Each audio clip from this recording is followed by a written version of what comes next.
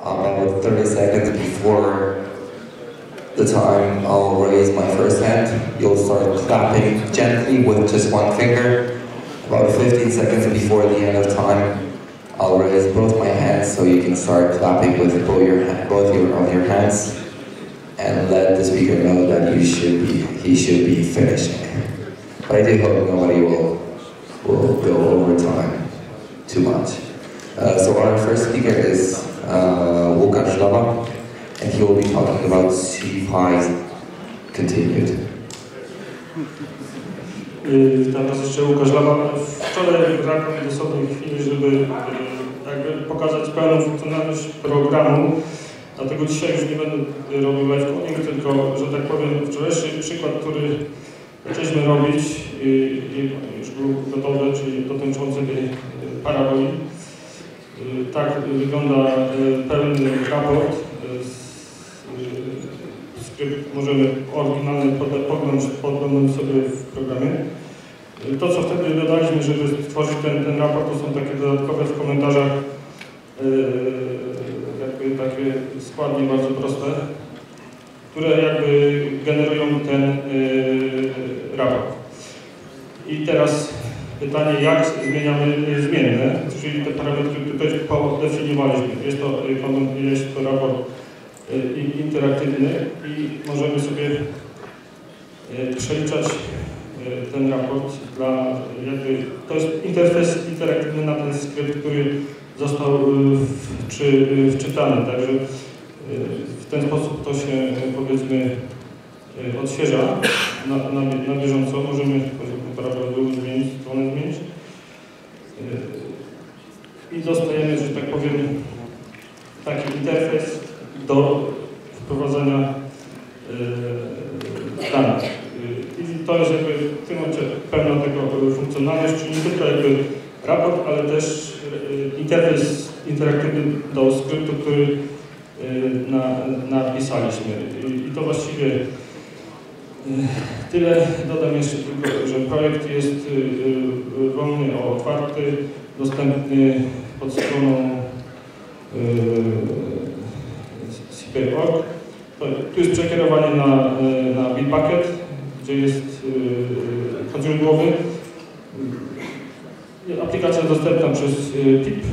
Tu jest też instrukcja instalacji, możliwości i przykłady użycia. I to właściwie tyle, co chciałem dodać. Dzisiaj jeszcze mam tylko prośbę, jeśli ktoś z tematem tworzenia takich interaktywnych skryptów zmagał się i na przykład wie, że istnieją podobne narzędzia. Ja miałem problem, żeby znaleźć coś, co byłoby dla mnie właściwe. Postanowiłem zamiast szukać dalej stworzyć coś, co będzie, powiedzmy, dobre. To prosiłbym o informację. Dziękuję.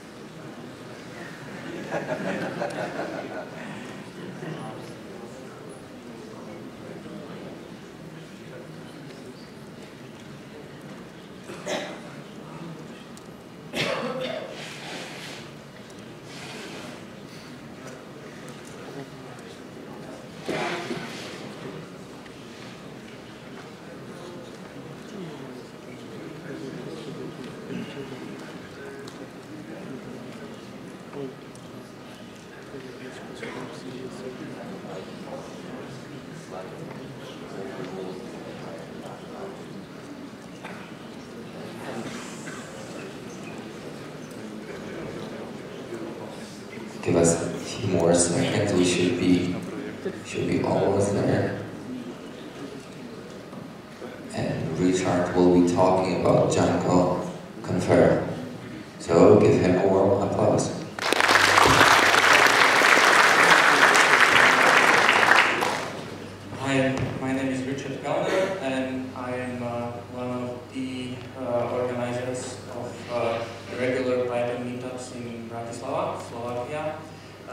meetups we work with the beginners and we teach them how to program in Django.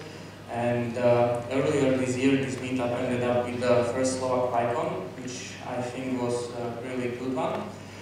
We had like 400 attendees, 26 speakers from 10 countries. And while we were organizing this, we identified several problems because we were mainly using the emails. And as a programmers, we decided that we should write our own software. So we decided to write a simple Django app. The good thing is that we designed it from the scratch, so the beginners could learn how to join the open source community, how to work with Git, and how to contribute.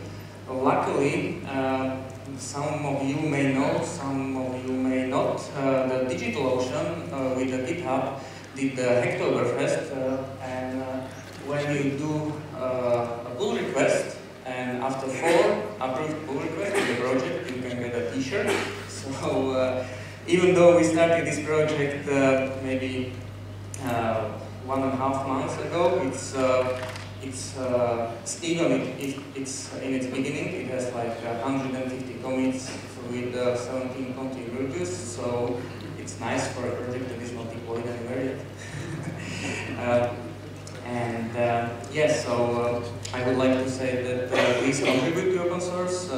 You have still 2 weeks to earn a t-shirt from the GitHub and the DigitalOcean. And if you decide to contribute to Django Contra, we would be really, really happy. And the good thing for the beginners is that it's not just some project. We try to encourage people to contribute to open source and even to have some results from it. So if someone starts contributing and later on he goes and looks for a job, he can also say that he can also say that he contributed on an app that was used in a conference with quite a large attendance, and that is well recognized like PyCon. And this leads me to the end of my lightning talk. We will have a PyCon SK next year, March 2017, so I hope I will see a lot of you there. So thank you.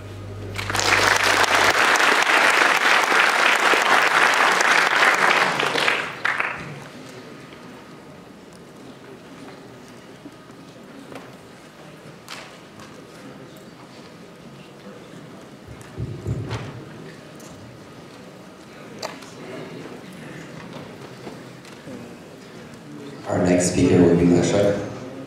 Leszek will be talking about the ops mindset. Yeah, we need a second or two to set up a laptop, obviously.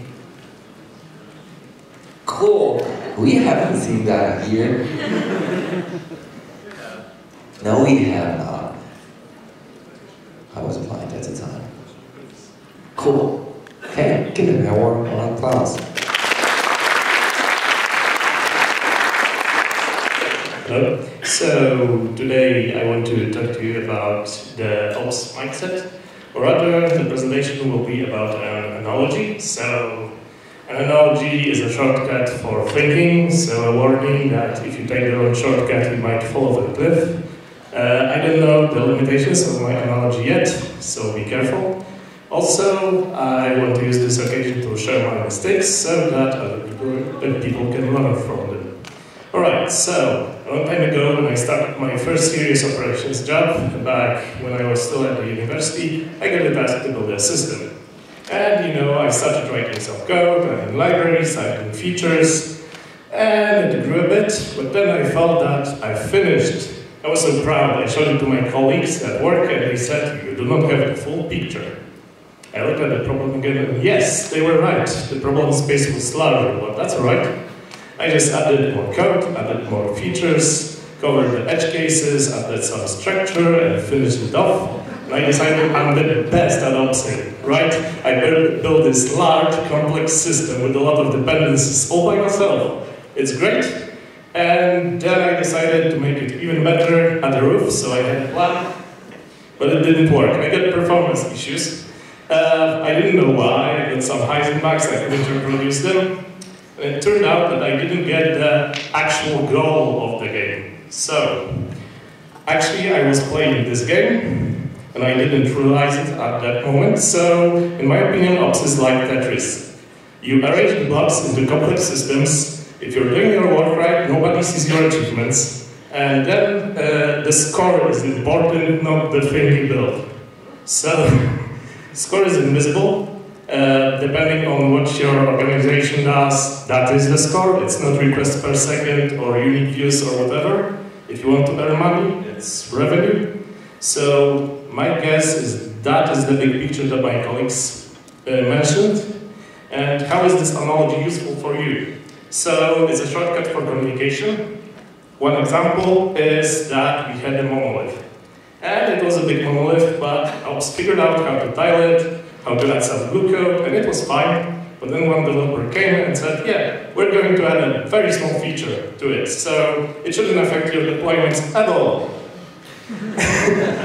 So I asked, could you make it into a separate service? But why? It makes it more smooth, it's better. Also, if you made it into a separate service, it would be 3 times as big, and it's worse, right? No.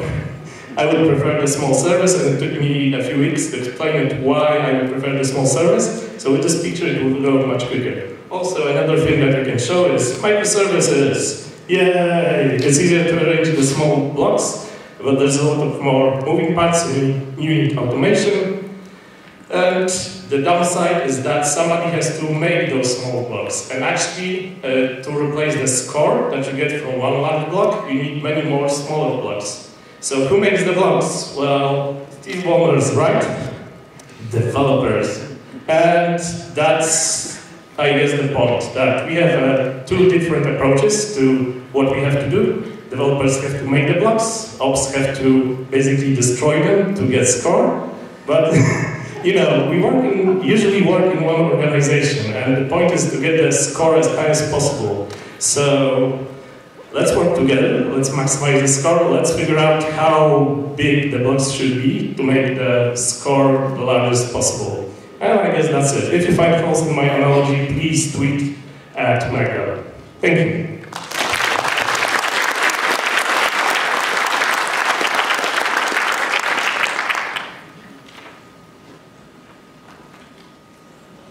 Wojtek, zapraszam.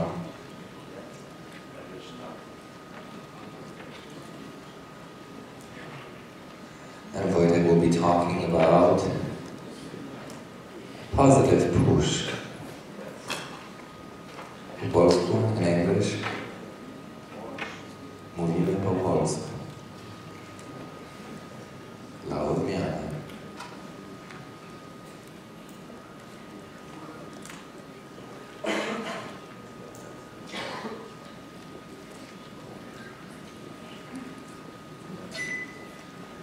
Jeszcze chwila, moment.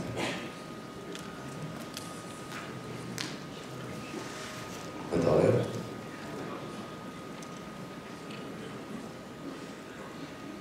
Give him a warm applause.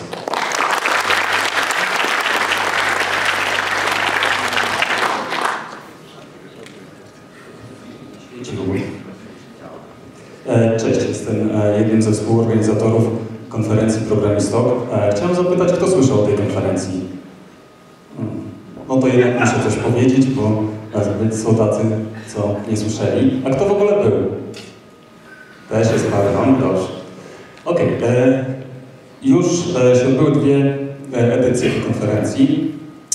Konferencja jest bardzo nietypowa, jak na, myślę, skalę nawet światową, dlatego że jest inicjatywą mocno oddolną, inicjatywą, która jest tworzona przez lokalne grupy technologiczne, zrzeszone wokół różnych języków programowania. Jak widzicie, jest Ruby, jest Python, .NET, Java. Jak to się da pogodzić? A no się da. Położyliśmy nacisk na to, żeby zapraszać prelegentów takich, którzy są w stanie zainteresować wszystkich niezależnie od technologii, jaką sami prezentują. I mam wrażenie, że się udało. Jakiś krótki rys historyczny. Tak było 2 lata temu. W dużym skrócie. Jakieś liczby, 300 uczestników, 6 toków, bardzo energetyczne lighting talks, before i after party oraz networking, gdzie położyliśmy bardzo duży nacisk na to, żeby rzeczywiście ludzie się poznali i mamy wrażenie, że wyszło. No to zorganizowaliśmy kolejną edycję. 2 tygodnie temu miała ona miejsce. Tym razem było trochę więcej ludzi, 350 uczestników. Zadbaliśmy bardziej o dzień poprzedzający konferencję. Był coworking, znowu toki, lighting toki, before i after party, networking, gdzie jeszcze bardziej integrowaliśmy społeczeństwo programistyczne. Szczegóły na programistok.org. Wcześniej z 2015 programistok.org, to jeżeli ktoś by chciał się zorientować, co było 2 lata temu. Tak, nie samym kodem człowiek żyje. W tym roku można było również oddać krew na naszym wydarzeniu. Plan na 2017. No tutaj chcemy zwiększyć pulę biletów. Wynika to z tego, że bilety na poprzednią edycję się rozeszły w 4 dni. I później był problem, bo strasznie były poszukiwane, a nie było skąd ich wziąć. To dlatego zwiększamy pulę. Szykujemy dużo atrakcji poza samymi tokami. Mam nadzieję, że będziecie śledzili nasze, no właśnie, chociażby YouTube'a. Są tam filmiki, które myślę, że warto obejrzeć, zachęcam. Zbiór linków znajdziecie tutaj. To, co może się wydawać interesujące, to gdybyście chcieli na przykład taką bluzę albo koszulki z logotypami podobnymi do tych, które tutaj widzicie, to można zerknąć na ostatni link i się w takie gadżety zaopatrzyć. Serdecznie zapraszam na edycję za rok. Dziękuję bardzo.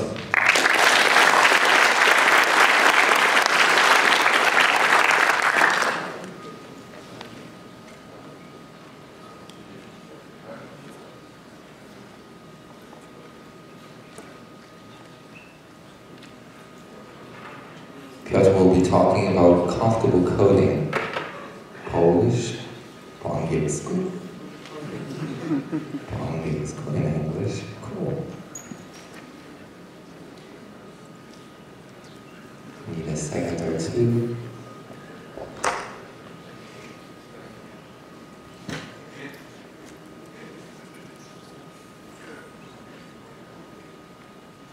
My neck is going to hurt me tomorrow.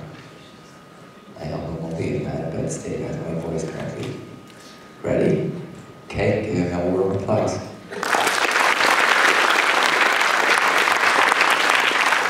Hi, my name is Piotr. I would like to give you some tips about how to comfortably code, how to comfortably organize your working environment. And let's start with displays. Often we work with one display or a few multiples.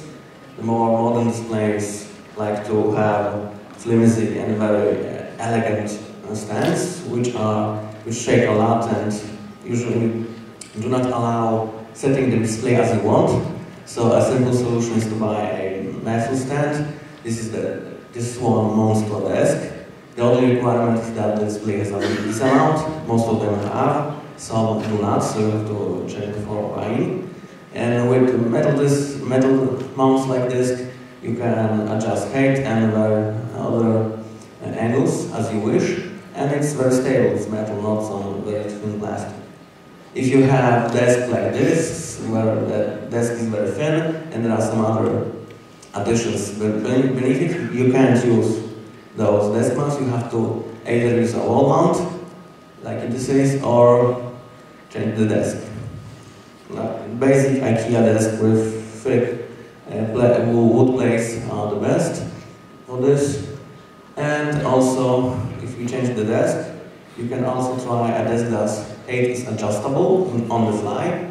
So you can either adjust the height for the sitting position, or you can switch doing your work from sitting to standing position, like here. Some people really like to work standing for some time, then sit again. And the displays. It's often to see that developers work with two displays side by side, but there is a bezel in between, so it's not always that comfortable. So now you can buy very wide displays or very wide and curved displays, so it's easier to look. However, reviewers don't really see the benefit of one curved display. It's only better if it's like three, and the immersion of curved display is better. So if you want to save some money, you can buy a flat, very wide display. If you only tend to use one. If you want to more very wide displays, you can look at the curved for better efficiency. And there are often 4K displays. It's very market friendly. Wow, it's 4K, so many pixels. But as you showcase on this picture, if you buy a small 4K display, like in a laptop, you don't really gain much because the full display is shrink to 1/4 of the original, so the text would be very small. So it's a mix between very small but clear text. So if you can read very small text, then you can get some benefits from a 4K laptop, for example. But if you want to code on one 4K laptop display, then you should buy a bigger one, like 40 or more inches. Some people use TV displays to make it cheaper, but some of them can't stand that 4K TVs only have 30 Hz of refresh rate. Some people see that like and just can't work with that, so they have to buy normal computer 4K screens with 60 Hz refresh rate, and they aren't that cheap. So either very wide screen or 4K aren't cheap at the moment. And if you want to sit on something, if you don't have very good air conditioning, if your office gets very hot, then it's a good thing to have a chair that you won't stick to, so that mesh-like designs is something to be recommended. You can find, usually they can be found made by any manufacturer, but often the most deluxe are some synthetic leather, which is not the best thing for summer. And if you buy sometimes chairs, it may be that they are too low. Like they have been made by Chinese, and it's turned out that like 10 cm too low. Okay, so you have to find a solution. And in the moment, that's also keyboards. You have problems with your hands, and on the end is the last slide.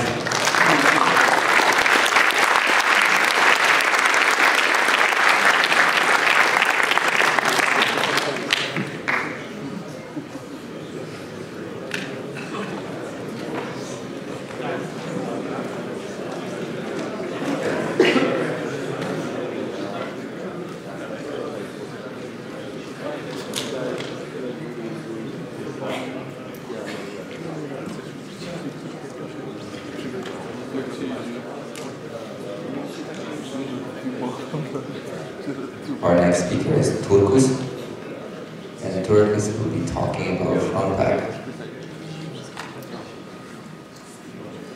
Oops. Yeah, oops. Perfect. No, that's great.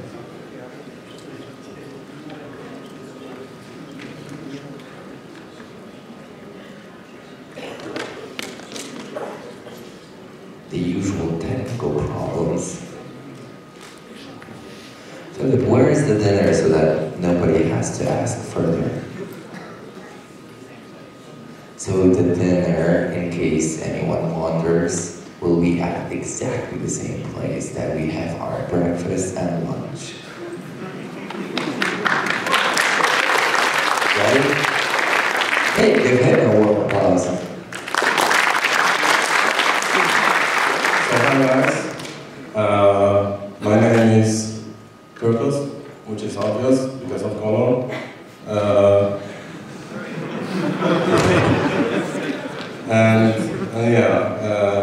I'm a Python developer, but since a couple of days I decided to be front-end developer, and yeah, and why I'm here? Yeah, I'm here because before I went to this conference, my front-end teammate asked me to do my first front-end issue, so I did it, but in Python. And that's yeah, now it's good. So I did pre-mailer package. You can see on, yeah, and it, of course, it's available on Pipeline. I saw many packages about pre-mailer, Django pre-mailer, wrapper to pre-mailer, but I didn't find a package which do it live. So I won't say anything more about it, because this talk should be light, because I'm on diet. So you can see that package on PyPy, and that's all. You can meet me on Stack Overflow, of course I'm on LinkedIn and Facebook, etc., etc. And so thanks.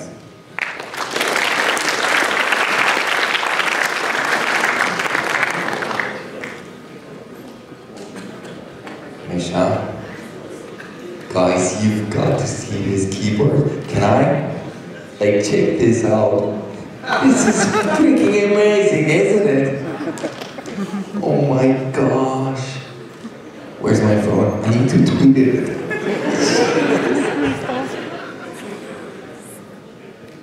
You keep on doing what you need to do. I'm gonna do my stuff in the meantime. Show us on the beamer. On What? the beamer.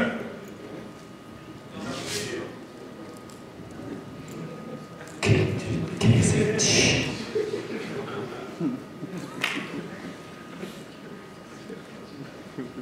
My phone is all good in time.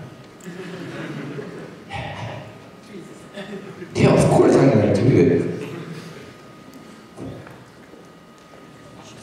Yeah, thank God she's taking my hand on that one. I can tweet in the meantime.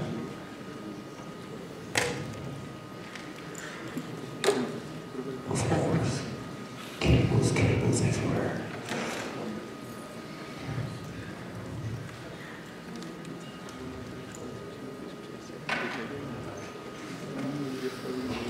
I expect many retweets, many likes, and etc., etc. If not, there's no dinner tonight. Be careful. What again? I have my options. No, I'm not gonna spoil.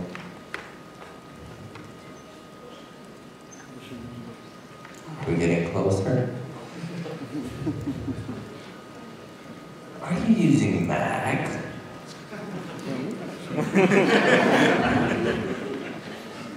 You are, whether I'm from Red Hat. Okay. Shh, that's a secret hub. That's a secret hub. The other is a fake one, but the dark one.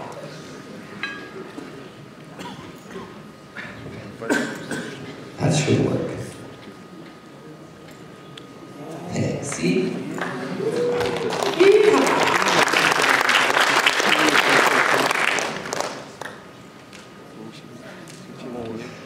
Okay, I didn't introduce this gentleman.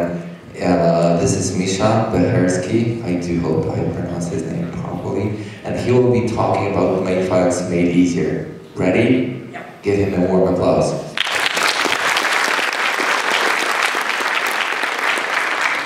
So hi guys, I'm Misha, and I'm going to talk about with a small Python utility. And first, I want to ask a question to you.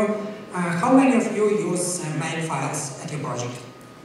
Oh, almost all of you. So, if somebody don't know, main files is files for GNU made utilities that aim to simplify a compilation process actually. You can forget some long command, or if you have dozens of flags or some additional params for that, and you can use it as some sort of batch analysis. and that's helped you in day-to-day work. Yeah, it's an example of some makefile target. If you want to do some install, you can just write the slides and then invoke it as make install, and it will do all the steps. And in your large project, actually, that's an example from one of ours. This file can grow up to 1,000 lines, and it's like hard to manage.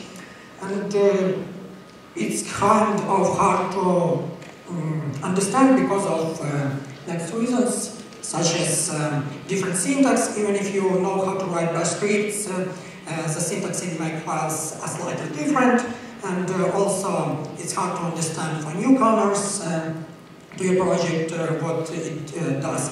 And it's not platform independent, so this code will not work, for example, on FreeBSD because you have no make pre-installed. And also you want the same language across your project because it's more convenient for you. So meet this tool called Invoke. Does anyone heard about it? 2 persons, right? So, this tool helps you to deal with the issues that I mentioned above and can completely replace your make files. And some of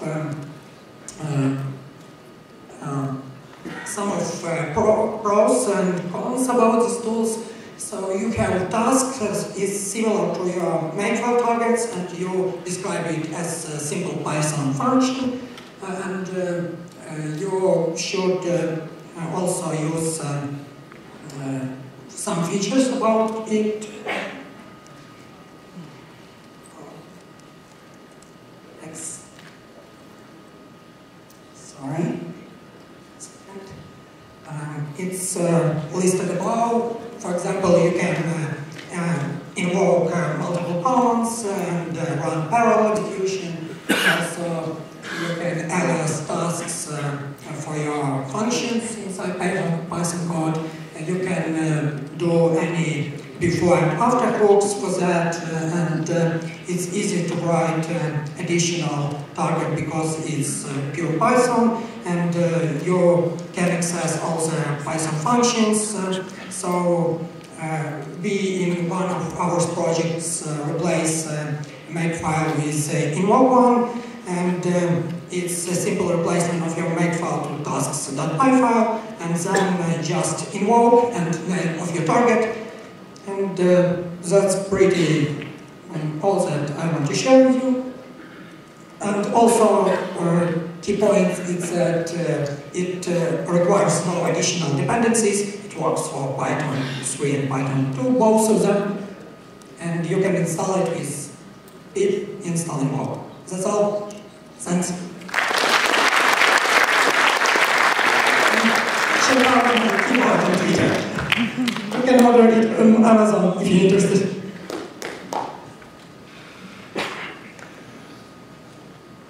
Leonard, the scene is all yours.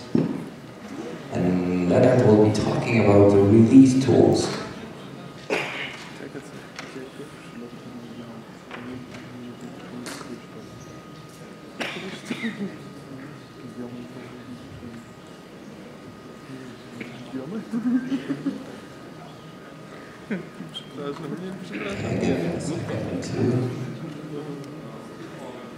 Yes. Yes.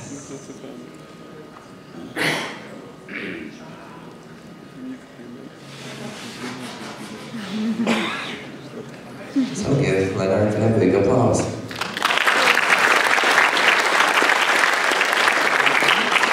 So I got a lot of, or a few packages that I maintain, and when I release them, there's a lot of things you should do when you release them. You first, of course, need to remember to run the tests. Then you change the version number at the release date to your changes text, because you have a changes text, right? And you commit these changes, you tag the release, you make an sdist, upload it to PyPy, update the version number again. again to the next version number now, add that in a changes text again, so you have some place to edit changes for the future. You commit that and you push everything. Quite a lot of things to do a release. Right. Then you can also do this. Is this big enough, or should I make this bigger?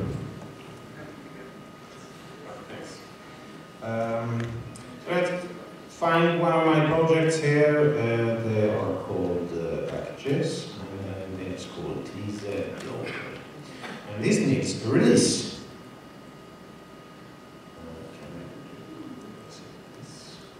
No. Sure.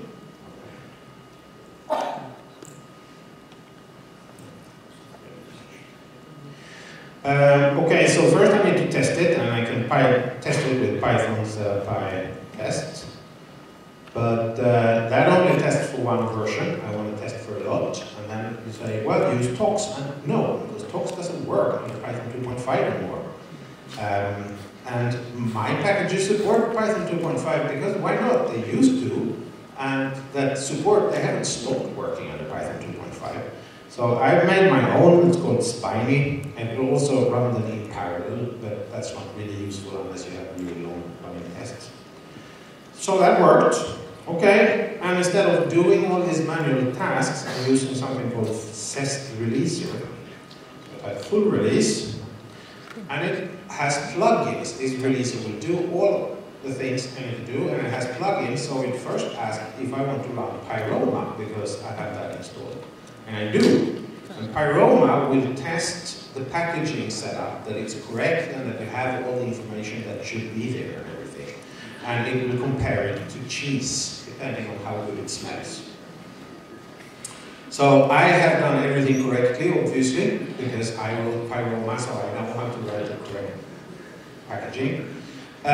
So it's a mascarpone cheese. And then it asks if I want to run check manifest. And I want to run check manifest, and that checks that my manifest file is okay. And oh, what a surprise! I forgot to check in some files into Git. So I do that. Git, add, just data. So, and then we do Git, commit all, and we change the last one. Now we should be fine. Push that. Because I amend, because I don't want to see anybody that I forgot, you know, so it's not visible in history that I forgot to add them. And now I do full release again. And I would see now this should work. Pyroma, check manifest. Yes, it matches. So is this a version? Well, I don't know. I added support for something here. I think actually I bumped it up to 1.3. Make it commit, tag, check out so it can upload, and upload to PyPy. Nope. Let's see. Yes. Next version, I think 1.1. And let's change with that, and it's pushed to the server, and it's done. Yep. So I released it. There we go. So the tools I used was Spiny for testing. You can try it if you want, but really only try it if Tox doesn't work for you. It has its benefit that you don't really need to configure anything at all. If you can run your tests with Python setup Py, it will look at which versions that are supported, and it will test them. And then Pyroma check manifest to everything that everything is okay, and it's just releaser to release. That's it. Thank you.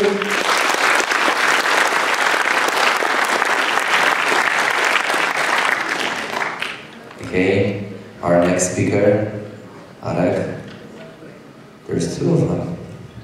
In Polish. Po polsku będzie mówić. Łatwe zarządzanie settingsami. Ale wiesz, że settings to nie jest po polsku. Powinieneś mieć łatwe zarządzanie ustawieniami w Django. Django też nie jest po polsku.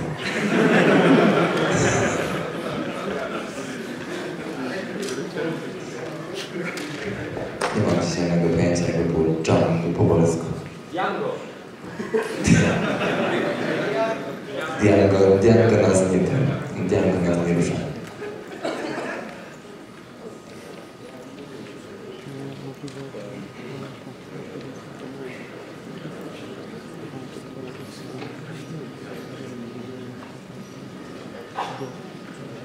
Of course, there's bloody technical problems always bothering us on every single speaker, more or less.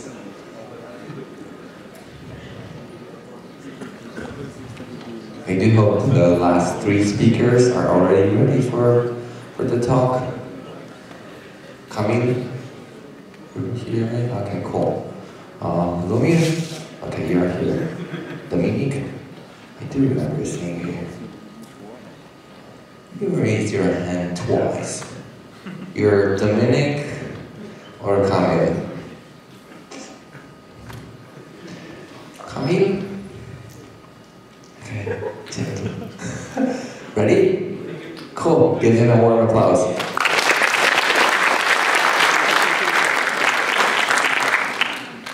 Cześć, nazywam się Piotr Żabąski. Chciałbym Wam pokazać, jak ja zarządzam konfiguracją i można coś z tego wynieść, albo po prostu spojrzeć sobie, jak inni to robią. Więc idźmy dalej. Tak, zrobię sobie mam taki template dla Django. Znaczy template'y są złe, wiem o tym. Jednak czasami warto korzystać z template'ów, jeżeli ma się jakąś dobrą praktykę, którą według mnie ja więc tak, mamy bardzo prostą służbę katalogów, zrobiłem to wczoraj, więc też nie ma wszystkiego, jakieś tam ignore, licencje, zrobiłem tam dla open source'a, jakieś szybkie setup page. Może być to jakiś trochę przerос formie treścią dla moich aplikacji czy coś, jeżeli nie chcemy jakiegoś tam większego staffu robić, ale to ma swoje plusy, które za chwilę pokażę. No i co, mamy requirementsy, które są w podkatalogu Project Name, w głównym katalogu.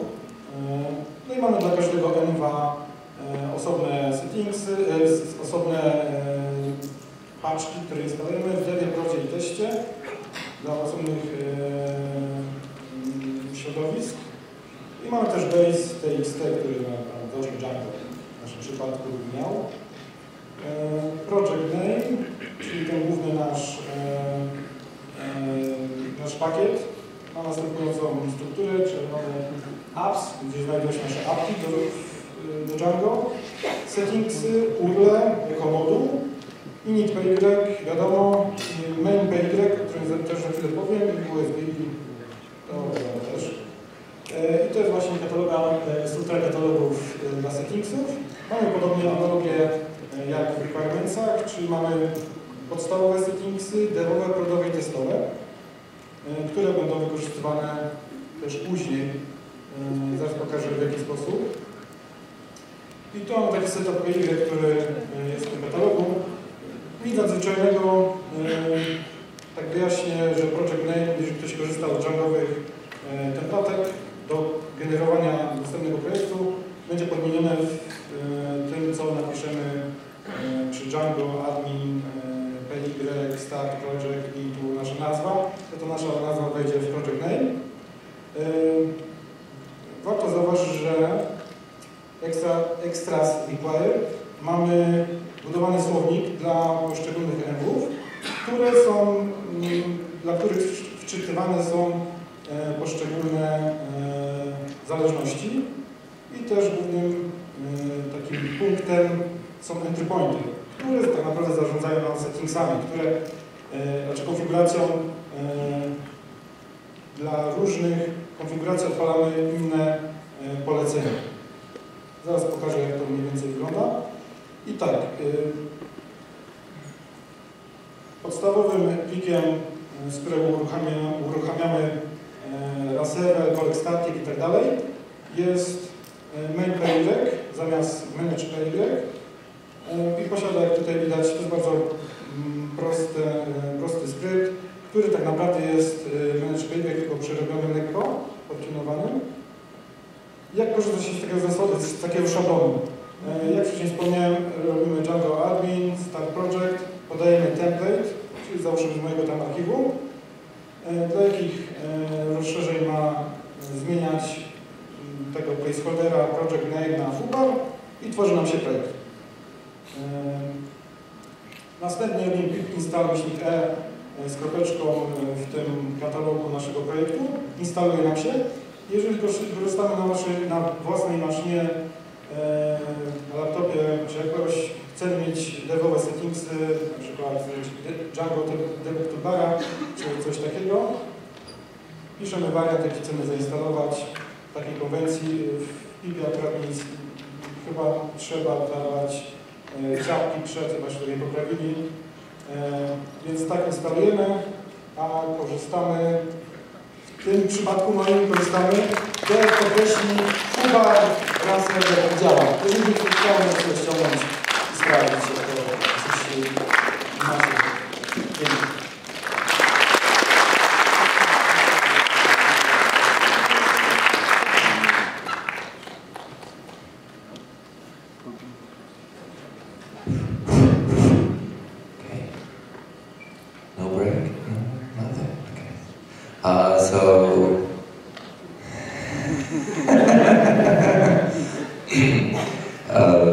Kamil będzie nam opowiadał o rozmiarach. Okay, give him a warm applause.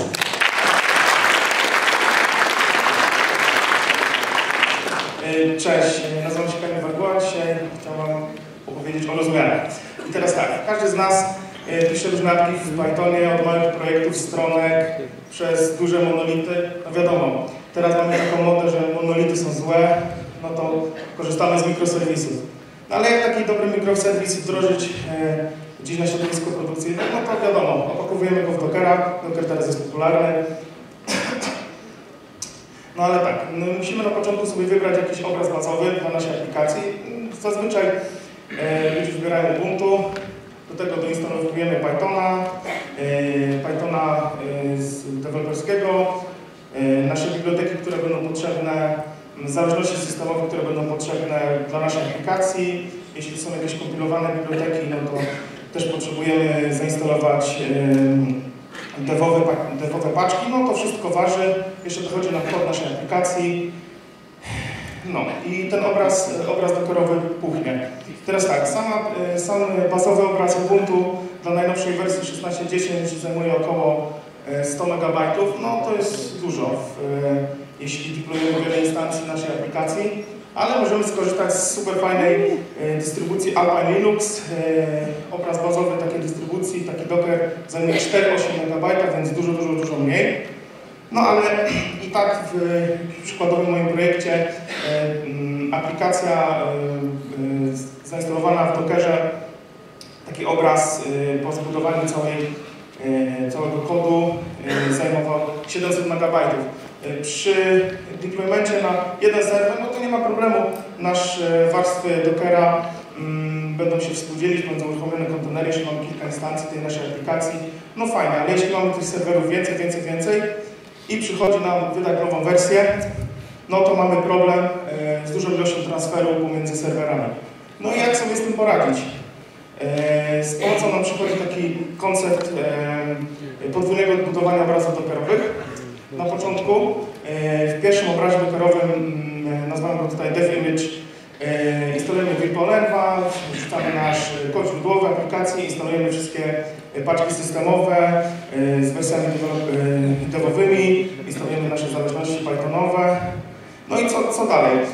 Po wybudowaniu takiego obrazu odpalamy komendę dockerową, która w środku w naszym Dockerze stworzy nam katalog pod nazwą root artifact i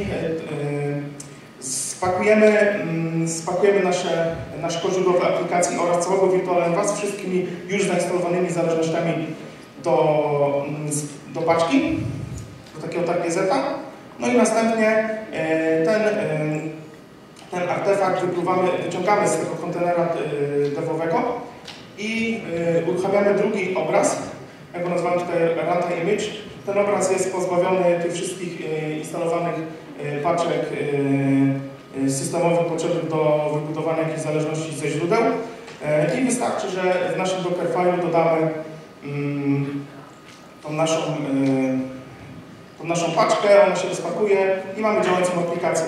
I teraz tak tutaj dla porównania, obraz bazowy mamy 700 MB, obraz wynikowy, który możemy wychodzić na produkcję ma 81 MB i dzięki temu udało nam się prawie 10-krotnie zmniejszyć rozmiar takiego obrazu, dzięki czemu łatwiej, szybciej i wydajniej możemy dystrybuować nową wersję na produkcję. Dzięki.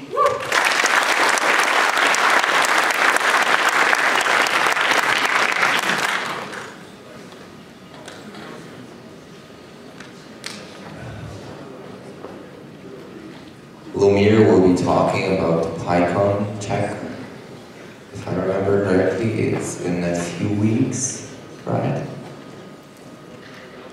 At the end of October. You should totally check it out. It's in Brno, right? Is it in Brno? Yeah. Yeah, of course it is. Yeah, that's it. Ready? Give him a warm applause. Hello everybody, hope you are enjoying great PyCon PL. And I realized that I am only one person from Czech Republic here. No, that's not true. Takže dobrý večer, přátelé. Ahoj.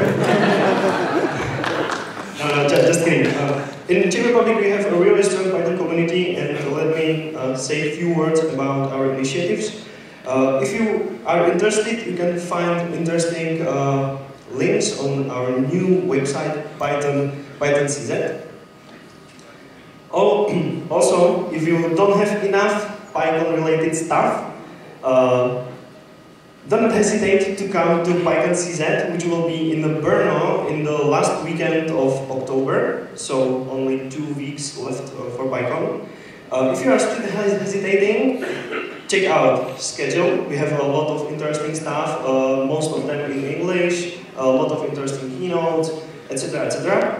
I know Poland is far away from Brno, so if you have some troubles with finance, the travel, etc., don't hesitate to apply for our financial assistance. Also, if you have enough of PyCon-related stuff, we have interesting meetup in every big city in Czech Republic, in Prague, in Brno, in Ostrava. So if you are living close, feel free to visit us. If not interesting talks, we have at least really good beer.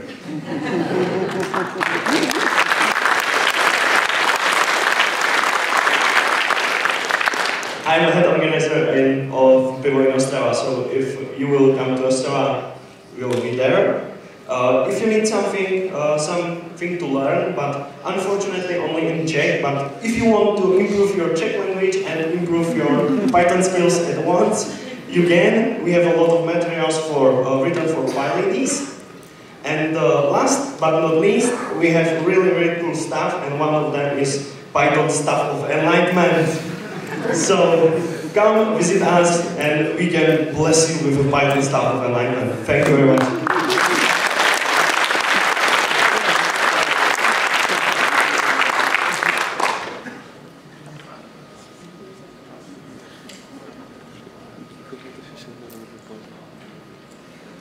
You wanna, I'm supposed to press something on there?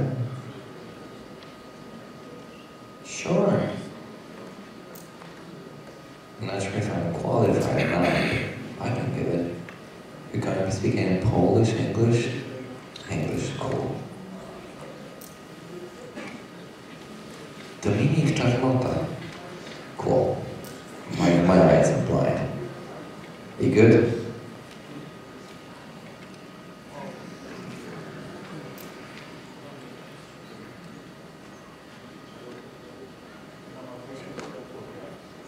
Okay, we'll leave it with that. Ready? Give him a warm applause. Hello guys, I'm Dominik Czarnota, or Disconnected on the Internet. I'm from Just Record team, Capture the Flag team. So what is Capture the Flag? Capture the Flag are like programming contests that covers more or less security exercises from like categories like reverse engineering, binary exploitation, web security, forensics.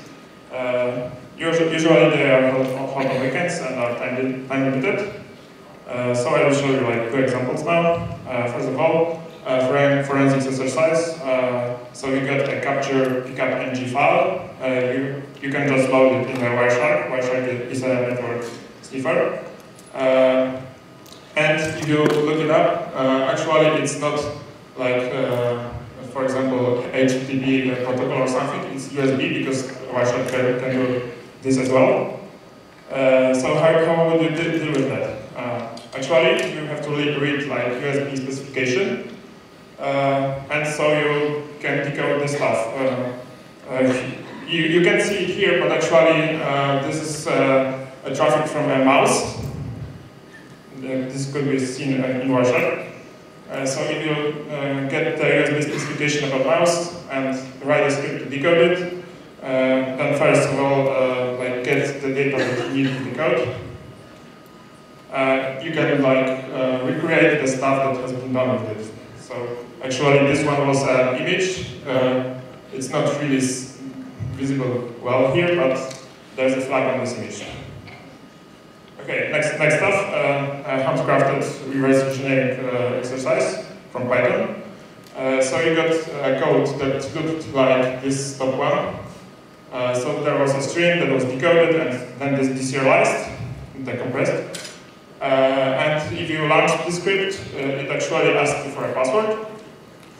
And this X variable here is a code object. So what can you do? You can try using this module that can let you decompile the code into the Python bytecode. And you can look over this bytecode and see that there is a row introduced and there is just a comparison with password. So let's try to do something with it. What I have done is I have looked over the Python code, the Python interpreter code, and looked over the Python virtual machine loop, because there is a like while true loop that gets next opcode, uses a switch over it, and there are cases for all the opcodes. So there is an opcode for comparison. And I have found out that there is a call to CMP outcome for strings, and this function called PyObject reach compare the strings, actually. So I have loaded up GDB with PyDBG plugin. I have set up the breakpoint at PyObject reach compare, and then after getting into that place, I could just look over the variables, the arguments of the function, and see the actual password. So after putting it into the exercise, I got the flag. Okay, so that's all. If you want to play, you can meet me here or something and join our team. We also organize CTF workshops at AGH in Krakow. So yeah, enjoy.